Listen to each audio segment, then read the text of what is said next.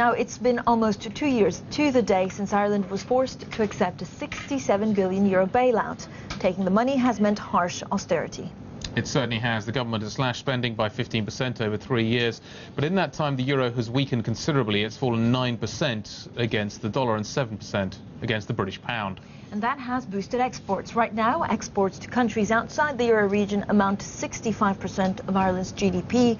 That's compared with the eurozone average of 23%. Next year is going to be quite tough. The government has lowered its outlook, predicting a weaker global economy, and that will hurt exports. This is an economy geared to the global economy right now. Barry O'Leary is the head of IDA Ireland, the government's agency that's responsible for attracting overseas investment into Ireland.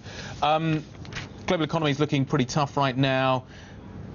How strong is the pitch from Ireland? Come here. It's always been a foreign direct investment story. What's the story going to be for next year? Well, I think over the last 2 years we've had a strong flow of foreign direct investment. I think one of the things that will give us an advantage is the areas Ireland concentrates on, in the technology, the life sciences, aspects of financial services, digital media, digital content. There'll still be growth in those, but even if there isn't growth, what we're pitching for is very much the consolidation of activities on a pan-European basis. So in other words, bundle all of your financial shared services right across Europe. So even in a downturn, there's still business to be won. Barry, in a downturn, though, are investors scared off because they see, of course, Ireland as being part of the Eurozone? We still don't have a concrete resolution. Are you taking advantage of the fact that certain rating companies, put you on a better watch, or do you still feel you're paying the brunt of what's happening in the Eurozone?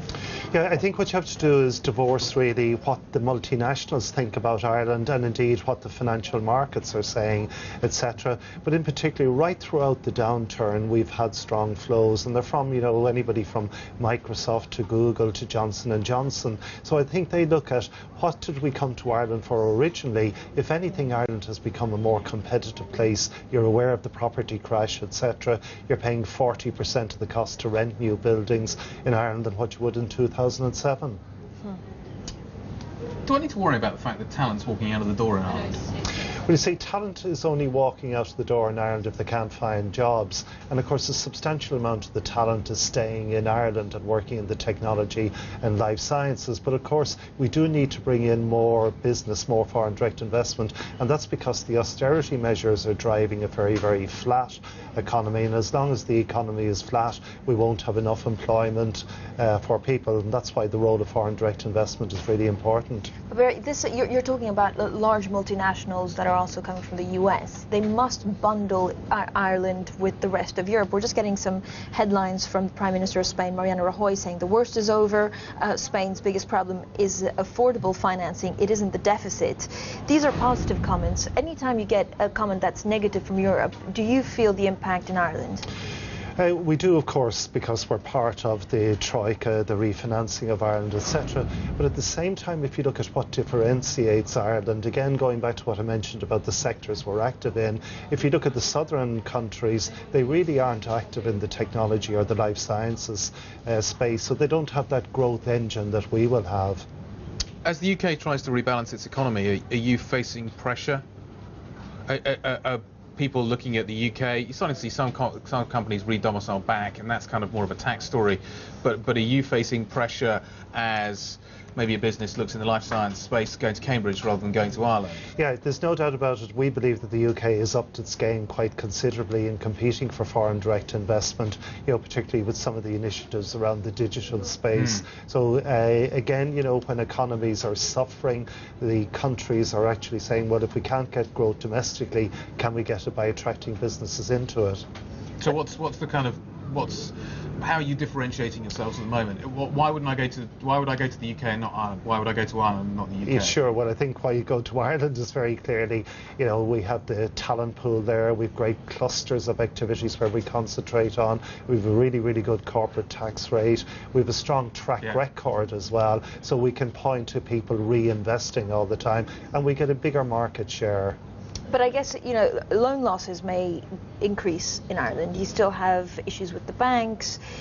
If I'm an investor, I'm looking at a country which is tied to the euro. We don't even know if the euro will survive the next 2-3 years. So if you're looking at Ireland compared to the UK, what is your number one worry? That you are seen as a euro country? Is this a regret? Yeah, no, it's not a regret, but I think the one concern we'd have is that Europe hasn't got its act together, which means that demand is flat. And if you don't have demand increasing, you're not going to have particularly the American multinationals invest as much as they would otherwise in Europe. So I think it's that demand flat factor is the most A lot concern. of them are actually pulling back of Europe. They're saying, look, it's just not an attractive place to do business at the moment. And so that must have an impact on how much foreign direct investment you attract. Sure, but a Salesforce.com or an Apple or a Pfizer coming out with the new drug, they're still going to be doing business here. While as you could say that on a general basis, you'd still, going back to the niche theory, there are opportunities without a doubt. We've seen it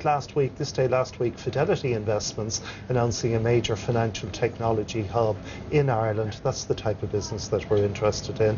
Indeed, Bloomberg have just acquired an Irish technology company. We are on the acquisitions trail. But we won't say any further. I'm not going to go into that particular part of our business. Just to come back to the UK issue, if the UK were to leave the EU, what impact would that have on you? Look, companies are going to trade no matter around the globe, no matter what barriers. Some of them are in big, organisations like European Union, etc. But companies are used to this turmoil around the world, and I think again it's more to do with, do you have the innovation in the technology and the product you have, and people are going to buy it around the world. Of course there will be trade hiccups, but it's a long-term game. Are they really used to this turmoil? I mean, this is unprecedented turmoil. This is no growth in the Eurozone that may last 5, 6, 10 years. We don't exactly know what we're facing yet. Yeah, but again, if you are a patient and you need new innovation in medical devices, whatever new innovations that there are, and there still are, an American company, and they dominate a lot of the life sciences area, they're still going to be selling those products worldwide. But this must be a small percentage of the foreign direct investment that you're chasing. Yeah. And what kind of figures are you looking at for this year?